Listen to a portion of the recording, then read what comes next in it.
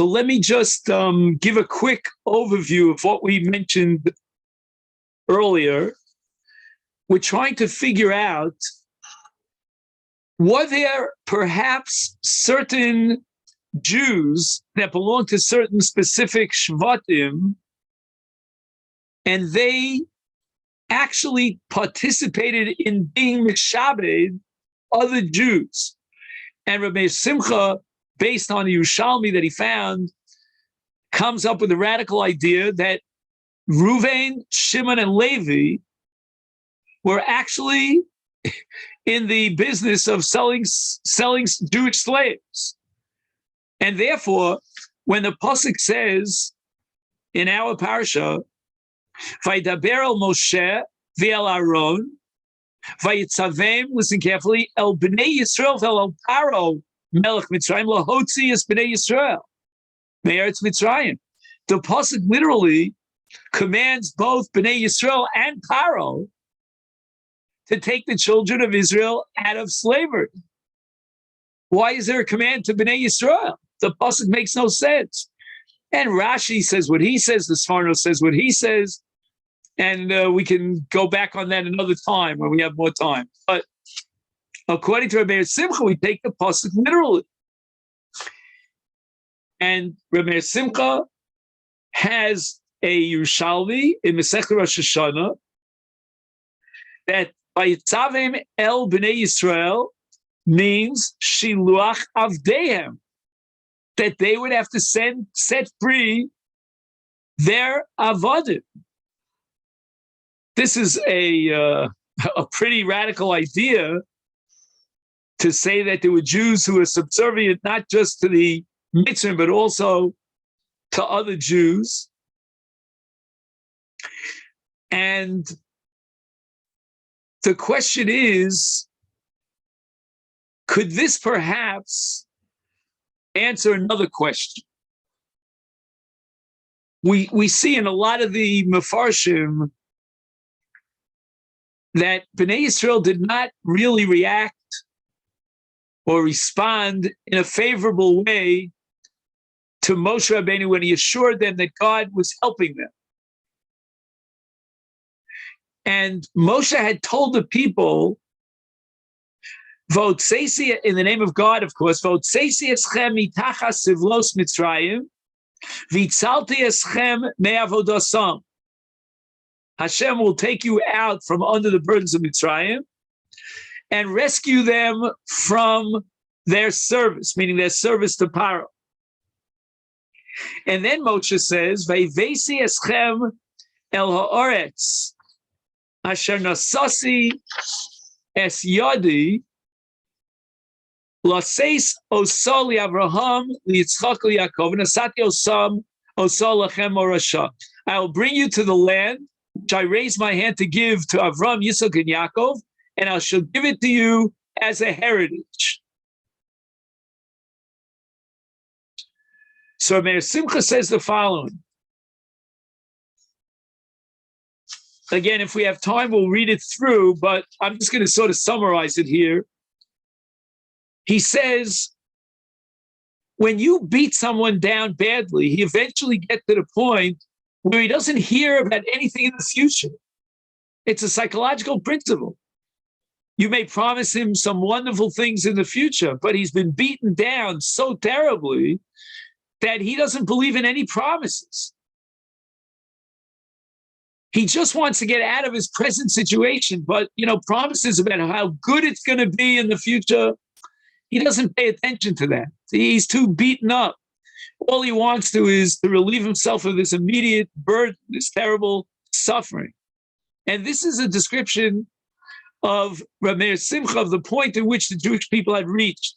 They were so beaten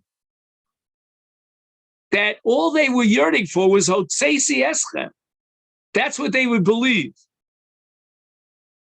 They couldn't connect to Veivesi Eschem, I will bring you to the land of Israel. Those were promises way in the future. They weren't capable of having these visions and hopes and yearnings for the land of Israel. They just wanted to terminate their situation of being beaten, of being enslaved, Just vote Sasiaskam. Just tell me you'll take me out of this terrible slavery. That's all I want to hear. Now we come back, says Ramesh Simcha, to our pasuk. Vaytzavem el bnei Yisrael vel Paro melech Mitzrayim lotzi es bnei Yisrael me'eretz Mitzrayim. What is the message that Moshe Rabbeinu is conveying, is relaying to Bnei Yisrael and to Paro both? That you've got to release the people from Mitzrayim. And with regard to Bnei Yisrael, the approach was a little bit different. Just speak about that changing the present situation. Lahotzi es Bnei Yisrael me'eretz Mitzrayim. Just them. Take me out of Mitzrayim. And now it makes sense that if all we want to tell Bnei Yisrael is Votzeisiaschem me'eretz Mitzrayim, then that's exactly what Hashem is saying to Paro. He's saying to them exactly the identical charge, Lahotzi Bnei Yisrael me'eretz Mitzrayim.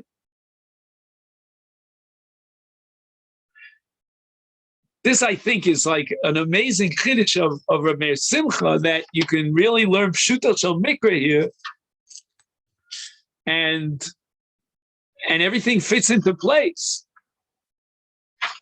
Okay, now,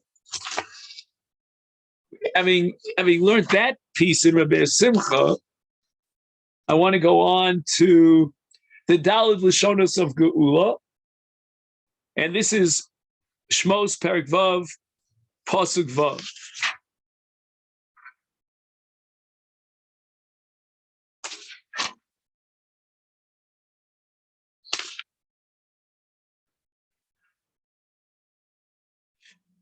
So we look at Ramesh Simcha at the beginning of Parshas Vaeira, Daled Lashonos Shel Geula, Votzeisi, etc. So what's Votzeisi? And he says this is a fulfillment of a pasuk which we'll find in Dvarim Perek Daled, Lahotzi goy mikerev goy. And the Medrash says, what does it mean, Lahotzi goy mikerev goy? Ke'ubra b'toch isha, like taking out when the embryo comes out of the body of its mother. That's called hotzah. And we find psukim, like, for example, there's a pasuk in Eov that says, Yatsasi mi beten imi lahotzi. So lahotzi means just simply to take them out. Goy mikerev goy. The Jewish people and the Jewish nation that are encompassed in the Egyptian nation. Shahayim mishukayim b'avodah zarah u'b'deos mushchasos. They were really part of the Egyptian culture and Egyptian religion, worshiping those deities and those forms of idolatry. And then we get the Vitzalt. Zel mashe inu osam lechalosam. Vitzalti means that the suffering of Bnei Yisrael, the oppression, was such that they could have been completely destroyed. So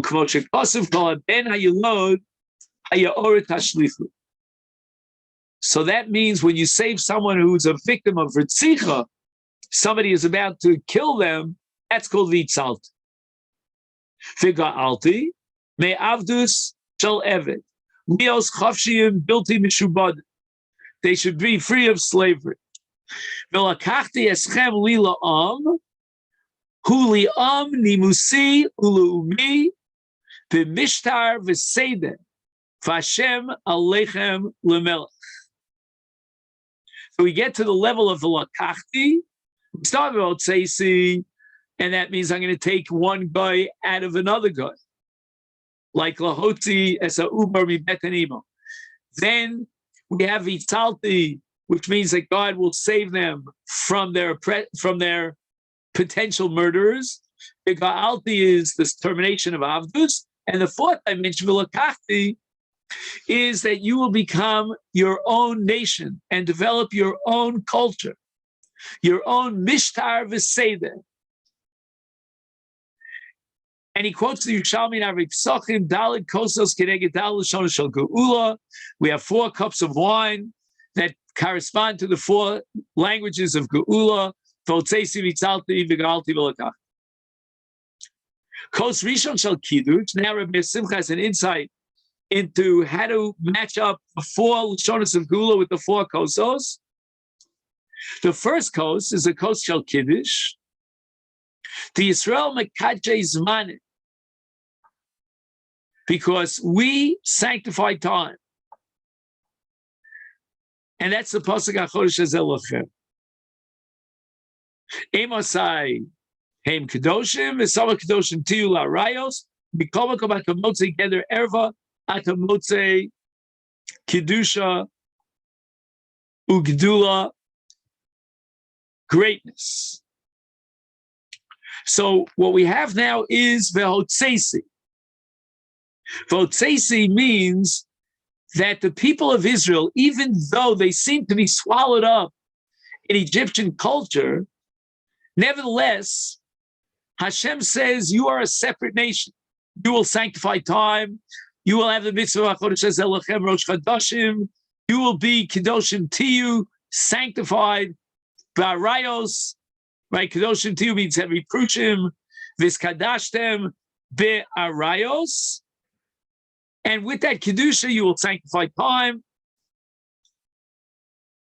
And they were Gedurim Ba'arayos b'Mitzrayim.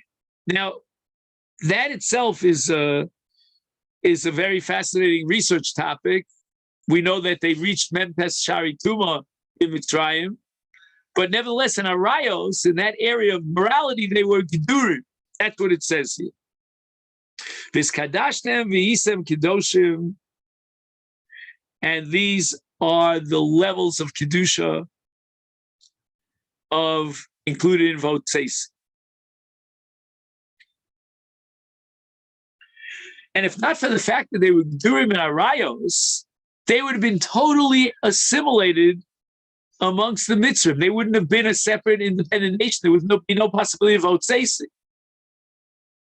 And therefore, lo yitachin Votzeisi, if not for the fact that they were Gedurim Barayos, if lo ken eich yochel hotzi b'nei nechroya nachris kamosa, how can they take out goyim who are like the other goyim? It's not goy mikar of goy. We said Votzeisi means goy mikar of goy. There was a separate nation, a separate entity.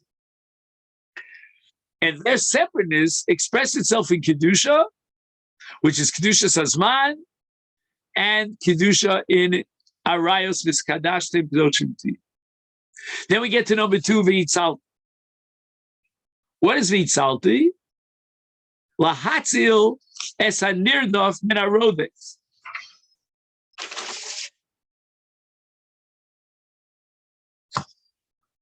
So let's say you have attackers and you save the victim, the threatened victim. That's called V'itzalti. And although the first bracha, which indicates the separateness of Klal Yisrael, of Kiddush, the first bracha of Mekadesh Yisrael Vazmanim, that parallels V'itzalti. However, which bracha and which kos will parallel V'itzalti? That's going to be kos Birkas HaMazon. You see where Rabbi Simcha is skipping the kos of Magid. So we'll come back to that in just a minute. And Zer Romeis al Kos Birkas HaMazon she'ikar malshinus hu ba meheder ha'emuna b'hashgacha u'michisaron istapkus. This is an amazing chiddush. What's the remez in V'itzalti to Birkas HaMazon? I mean, offhand, there's no connection. But Meir Simcha has to really jump in order to connect these two dots. And he says that Shalogilu mistorin shebahem, that the Jewish people were unique in Mitzrayim in that they had some level of what he calls histapkus. Histapkus meaning when you're satisfied with what you have and you're not desiring to go beyond that. He says, Ikar malchinas ba meheder hamuna bashkocha.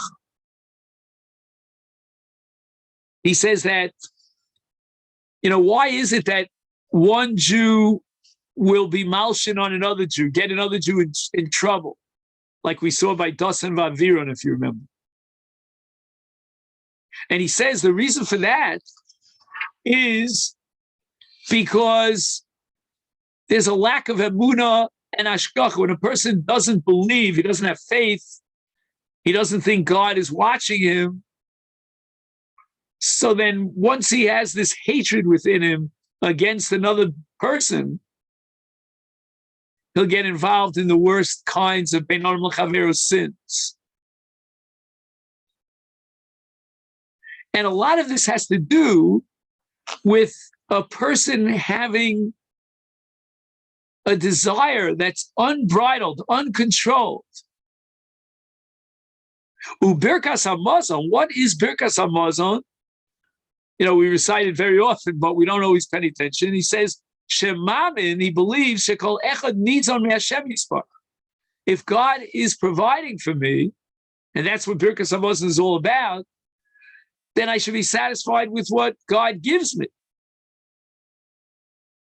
And not only that, the people of Israel are not jealous one of the other because they're willing to thank Hashem even for Kezias, although according to one opinion, Kezias is not enough to generate a chiyuv of Birkas hamazon, you need a kibetza, but we took it upon ourselves to say v'savata. V'achalta v'savata, even a Kezias is enough, if that's what God provided you. So this kind of jealousy and malshinus and havka of bein adam l'chavero is all related to the fact that I don't see God's hand providing for me. I don't appreciate that what I have is coming from God. I'm in a state of tension, constantly worried where my next piece of bread is going to come from.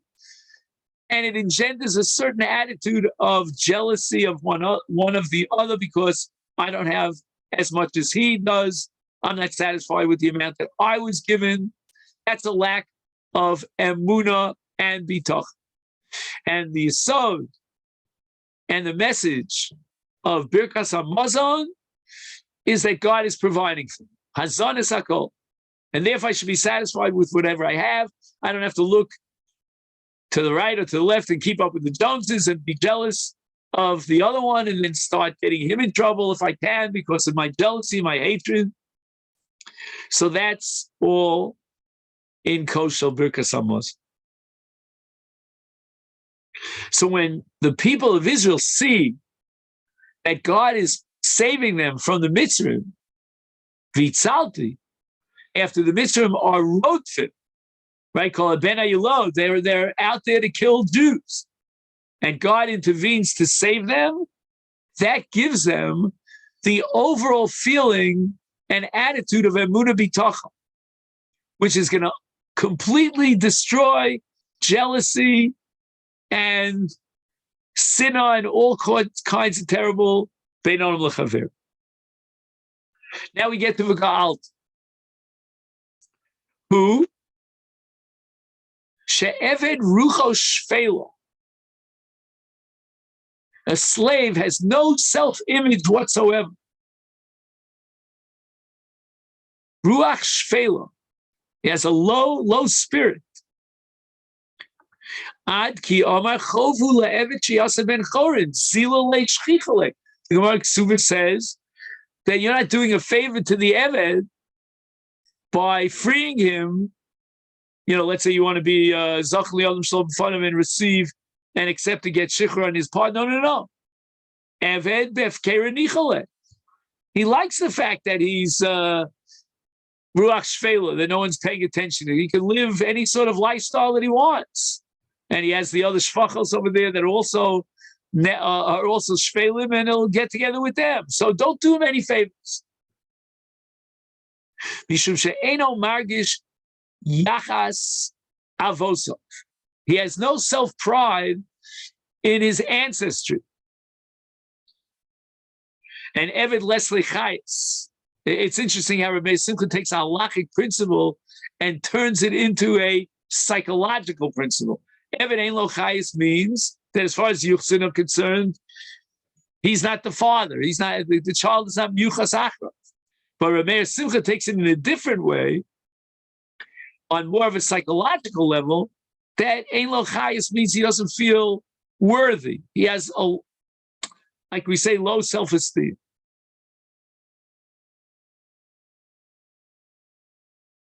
However, the Jewish people in Mitzrayim, even as slaves, lo shinu es shmosam, they didn't change their names.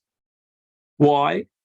De zachru yachas avoseim. They remembered what their yichus was. Ruvain, Shimon, Nachtin, Visalkin. Each one could identify his forefather.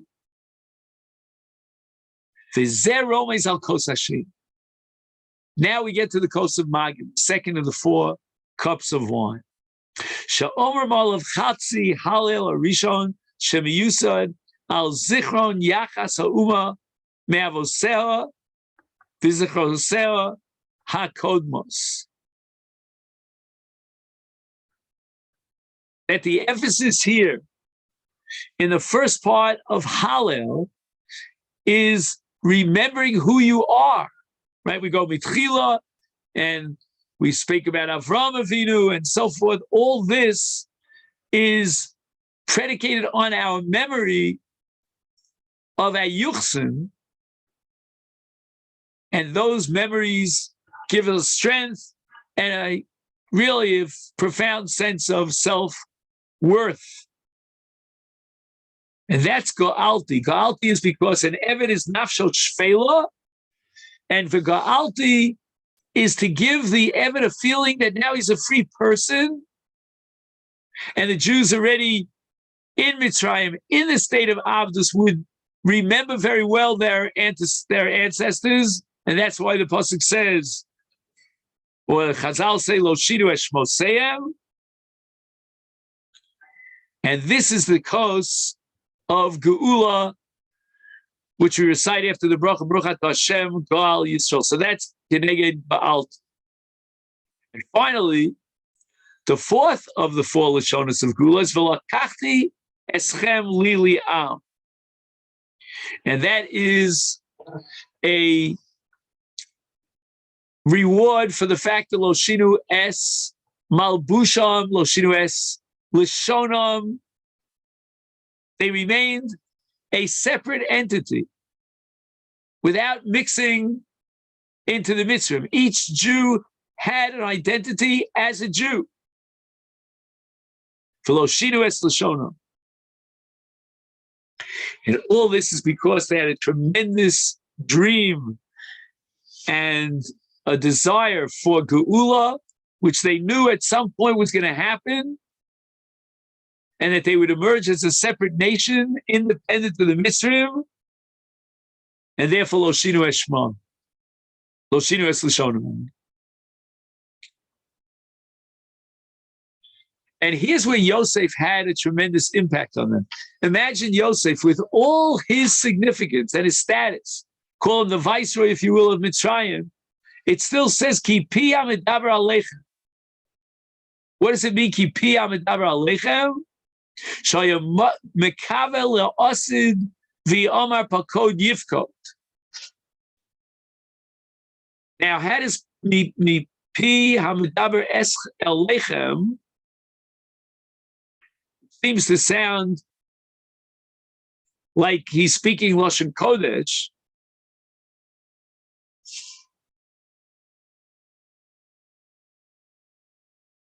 Right. Ki diber imoyem b'Lashon Kodesh. And what does Lashon Kodesh indicate? And makavim l'geula. They are waiting and longing and anticipating they're becoming a separate independent nation, a separate people. Leumius hasida. And that's what they're waiting for. That's what they're praying for.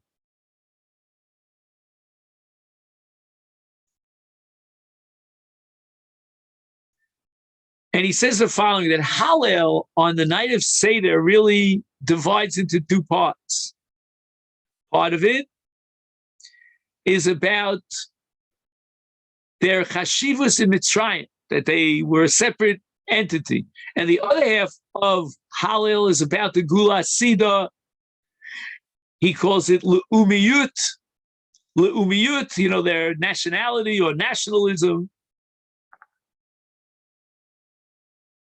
And that's what we have in the Dalid Kosovs.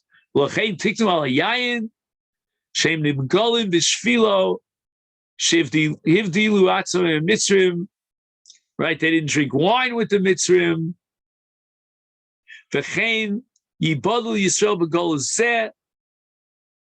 And that's going to have an impact down the line on our goals today.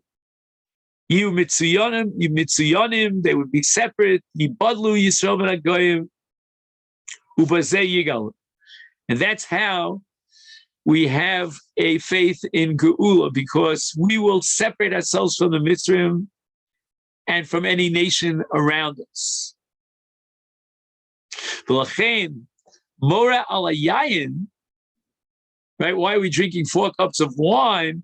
The ein moral avdol yosem hayayin, kmo shehilshin haman im zvuv nofel lekoso shel echmihem zokom shel seu v'ilu adoni hamelech achashverosh im nogea bahen chovton bekarka.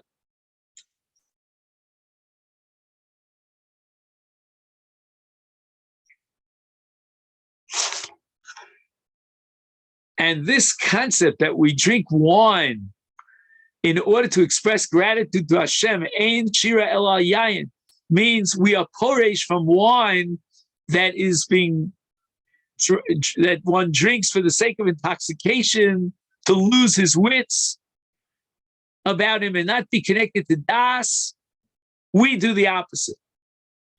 By contrast, we take wine and we elevate it to the highest levels of Shira and Tishbachos to Hashem.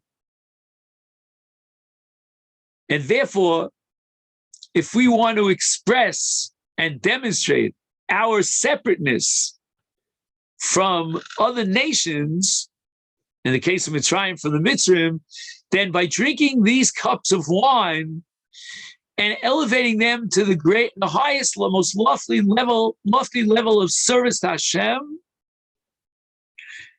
that itself is what makes us as a people, as a nation, royal geula. We deserve to be redeemed.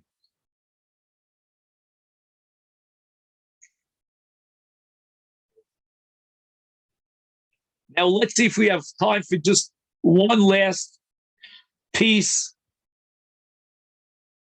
of Rameh Simcha.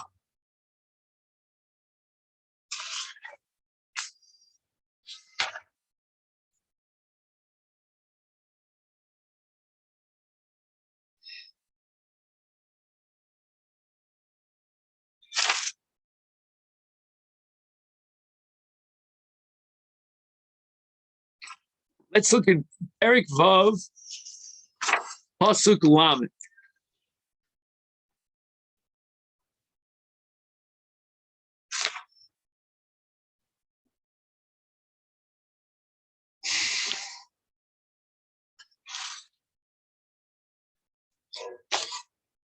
Second, I'm sorry, I'm just trying to.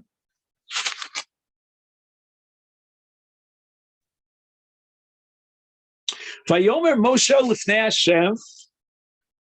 Vayomer Moshe lifnei Hashem. Hein ani aral svasayim. V'ech yishma elai paro.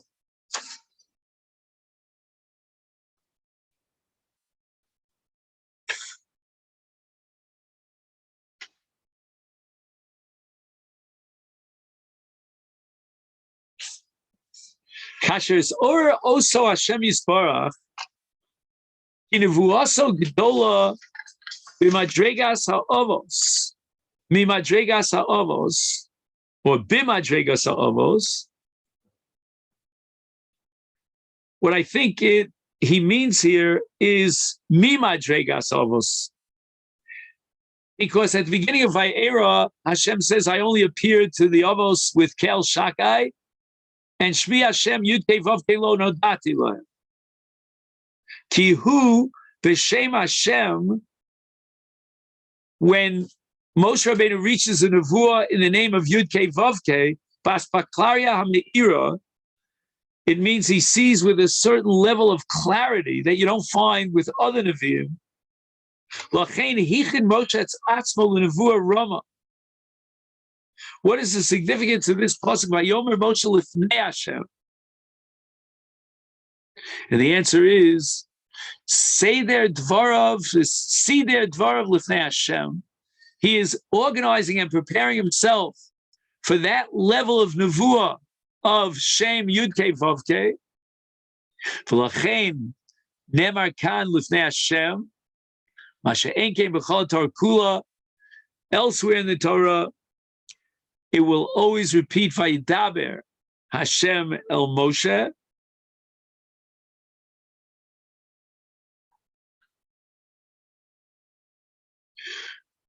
But here it's Vayomer Moshe Lifnei Hashem. That Hichin Moshe Satzvul Nevuah Rama, the Seder Dvarav Lifnei Hashem. And it says Lifnei Hashem twice. Echad bi'amro. Okay, this is a pasuk Yud Beis. It says Hein b'nei Yisrael lo shamu elai v'asheni bi'amro Hein ani aral svasayim. Here in our pasuk, Libdecha derech Torah derech Eretz l'shliach tzibur pam rishona misarev shniya mahavev. And they, when they ask him to be a shliach tzibur, and just like Moshe Rabbeinu, he is very inhibited, very hesitant about it once, twice. V'zeu shomer hein ani aral svasayim pirush mizuman lelech.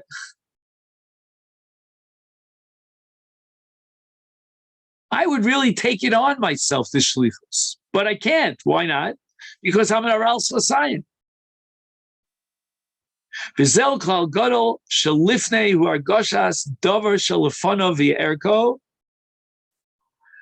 Whenever you say lifnei, it means that you recognize and appreciate the significance of that which is being said. Koshakasa b'magen Avram b'simon nun gimel the davar shel srora af legadol yisarev. Even though HaKadosh Baruch Hu is so great, he's infinite, and Moshe Rabbeinu is still refusing to take the shlichus. So that even if somebody greater than you is asking you to play a role as an agent, to be the representative of a mitzvah on behalf of Klal Yisrael, nevertheless, we derive from Moshe Rabbeinu the conclusion that af legadol yisarev, even to a greater person, you say thanks, but I'm not up to it. And that's the midah of lifnei Hashem, of preparing yourself in front of God and being an unav that Moshe Rabbeinu says, Anochi aral svasayim, I can't possibly fulfill this mission. So let's just summarize the three messages that we got from Rameir Simcha today. Number one, we have Vayitzavem es Bnei Yisrael with Rameir Simcha's incredible chiddush that this was part of a redemption not only of the Jews from the hands of the Mitzrayim, but even the Jews from the hands of other Jews. Number two, we went through all the four Lashonos of Geula. And number five, the Yomer Moshe Lifnei Hashem, Moshe preparing himself for that level of nevuah, and with all humility, saying that I can't take on this role and this mission because I'm an aral svasayim. And that modesty is something that we want to emulate when we feel that God is Hargoshas davar shalafanav, and yet we feel that sense of anav. Okay, then we said we would stop a little bit early today, and I want to take this opportunity to wish you a great chance. Thank you. Thank you. Shabbat shalom. Thanks. Shabbat shalom.